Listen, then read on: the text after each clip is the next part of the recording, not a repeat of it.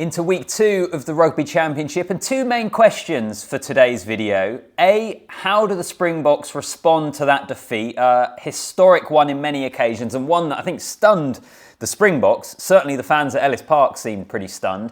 And number 2 is, are New Zealand the best rugby team in the world? They're back top of the rankings, but would you consider them the best team in the world at the moment? Welcome back to the channel. The answers for you personally to both of those questions, have your say in the comments section. Give me your views. How do the Springboks respond?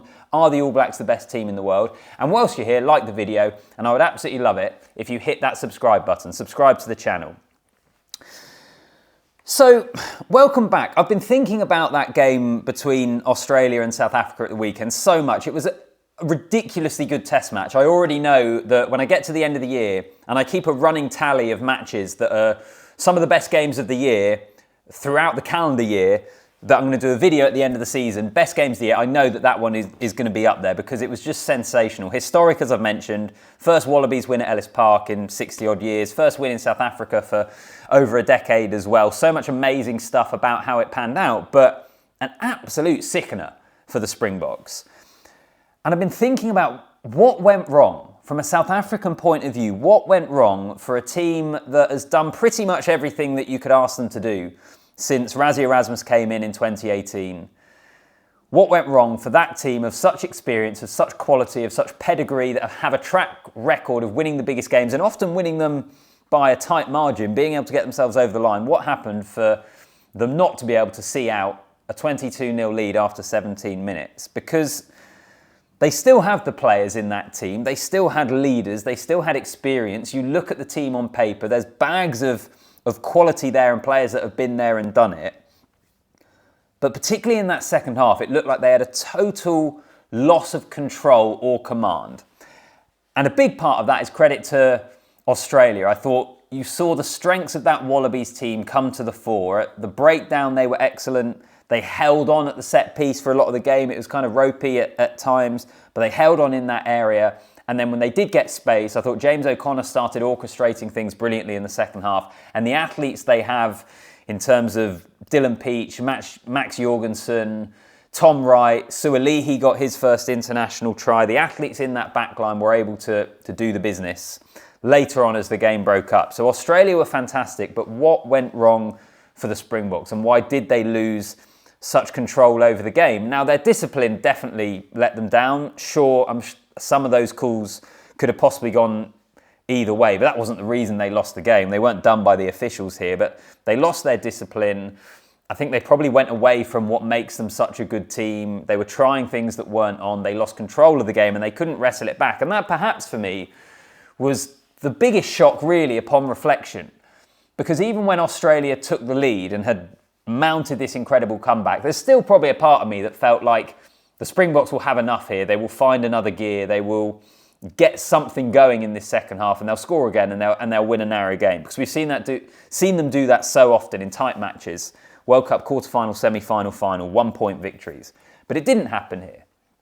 And why was that? And I guess the question we have to ask ourselves is, was this just an aberration, which I think it probably was, or are there more concerning signs, which I think it is way too early to say that. Naturally, some of these results, you're always going to get a kind of an overreaction to a degree. Because South Africa have been so successful, there's always going to be the temptation to say, is this the end of an era? They've never given up that sort of lead. They never concede that many tries. They don't have defeats of that nature. And there could be some concerning signs there. I personally think it would be way too early to write this team off and to write this coaching group off. I think we will see a response. But how does it change how they approach the next week is probably the really fascinating thing. Because Rassie Erasmus had said that he had planned the team for the week ahead. We've seen South Africa do this quite a lot over the last few years, to great success as well, in that they almost plan in blocks. You plan the team to take on Australia in the first test. You also have a really good idea of the team that is going to take them on in the second test. It's almost, you've preempted your team selection ahead of time. But what does this defeat do to impact that? Erasmus himself has said he's going to have to rethink some things. And if so, how? What does that mean? Does that mean he sticks with the same side after a week where they've been heavily criticised? He would have been absolutely on them. Can you imagine how brutal he is going to have been on that team and on that 23 that took the field at the weekend? Do you send them out there again because you want a response, or do you punish the team for the performance overall, and do you make loads of changes, which I think they would have probably done anyway?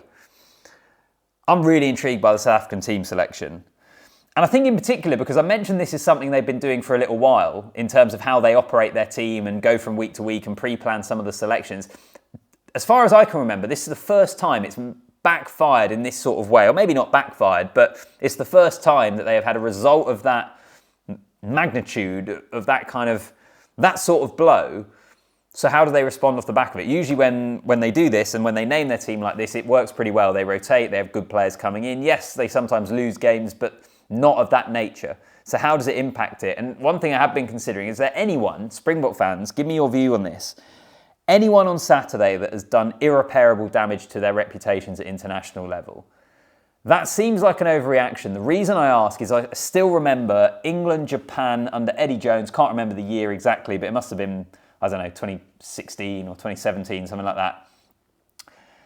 And they won the game, but there were a number of players, Danny Kerr, Zach Mercer, numerous others that were not seen again, or certainly were not seen for years and years under Eddie Jones, because their performances in that game he was so unhappy with, he was so angry at the performance that you didn't see them again. Is there anyone that you think might be in that category for the Springboks? Which seems really harsh, but those sorts of matches, those sorts of games are the sort of ones where a coach could be pretty ruthless off the back of it. So let me know. One thing I do think we are guaranteed to see is a Springbok response. Their pride will be wounded, and I think they will go out and make a statement. I think Erasmus all week, basically since the full-time whistle, would have been absolutely giving it to them. I think they will have a horrible training week. I think they will have it drilled into them how far their standards drop from what is expected, and I think this team will have a response. And you write off the Wallabies at your peril at this stage, because a lot of us, myself probably included, did that to a degree in the Lions series, and they came back really strong in that. I think pretty much all of us would have expected them to lose on the weekend, and they produced that sort of performance. So write them off at your peril, but I do think it is a huge ask of that Wallabies team in terms of the depth of performance they went to, emotionally, physically, to back that up again in South Africa this weekend with a wounded Springboks team. It's a huge challenge for them. I'm really excited to see how they attack it, but I think we will see a massive Springbok response on the weekend. Now, the second part of this video, as I mentioned, is, are the All Blacks the best team in the world? They're now the number 1 ranked team in the world off the back of the weekend. Springboks are down to 3rd, Ireland number 2. November tours are going to be great, aren't they?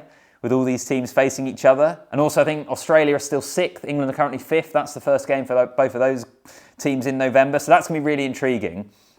Are New Zealand the best team in the world?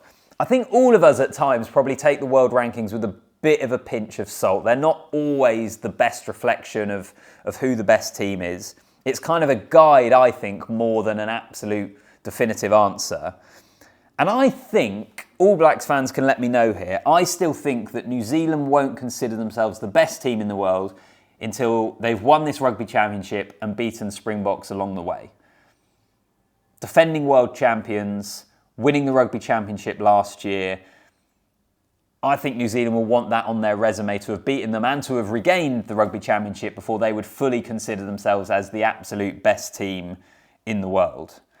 Is that fair? All Blacks fans, do you agree? I think that would probably be a fairly good judgment, I suppose, on whether they are or whether they aren't. It still feels like an All Blacks team that are very much developing rather than being at the end of the journey and have conquered the mountain of the number 1 team. Ireland will have something to say about that in November. France will have something to say about that in November. Those test matches are going to be absolutely awesome.